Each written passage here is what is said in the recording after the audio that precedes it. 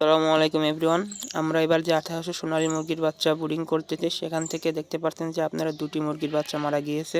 এই মুরগির বাচ্চাগুলো মৃত্যু রোধ করার জন্য আমরা রাত্রে খাবার পানিতে দুইটা মেডিসিন ইউজ করব। মেডিসিন দুইটা ব্যবহার করার কারণ হলো মুরগির বাচ্চাগুলো এখন একেবারে নবজাতক, মানে মুরগির বাচ্চাগুলোর নাভি একেবারে কাঁচা থাকে। এগুলো কাঁচা থাকার কারণে বাচ্চার মৃত্যুর ঝুঁকি অনেকটাই বেশি থাকে।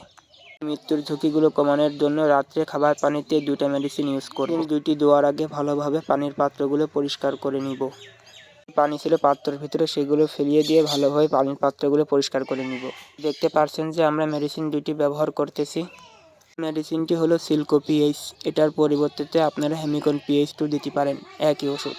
ব্যবহার করার নিয়ম হলো 1 লিটার পানিতে 1 গ্রাম। যে মেডিসিনটি আমরা ব্যবহার করতেছি সেটা হলো পারফুলো 200। এটিও ব্যবহার করার নিয়ম 1 লিটার পানিতে 1 গ্রাম। তবে এবার আমি নরো ফলুটা ইউজ করতেছি, এটা অরিজিনাল, এটা একটি কোরিয়ান অরিজিনাল মেডিসিন।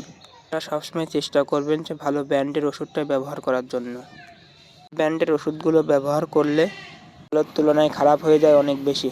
তার পরিমাণ বেশি লাগলেও ভালো মেডিসিনগুলো ব্যবহার করার চেষ্টা করবেন, এতে করে সব কিছুই ভালো থাকবে ইনশাআল্লাহ।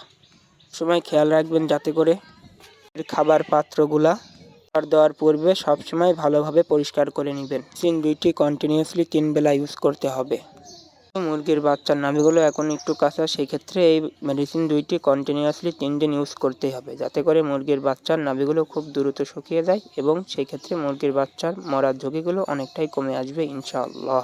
এই বাচ্চাগুলো ব্রুডিং বেডে থাকা অবস্থাতে আপনারা সবসময় খেয়াল রাখবেন যে বাচ্চাগুলো জড়ো না হয়ে যায়। মুরগির বাচ্চাগুলো জড়ো হয়ে গেলে বাচ্চা চাপ খেয়ে মারা যাওয়ার আশঙ্কা থাকে। আপনারা দেখতে পাচ্ছেন যে একত্রে বাচ্চা জড়ো হওয়ার কারণে আমার এই বেডে একটি বাচ্চা মারা গিয়েছে। আপনাদের এই ভিডিওটি ভালো লেগেছে। আসসালামু আলাইকুম।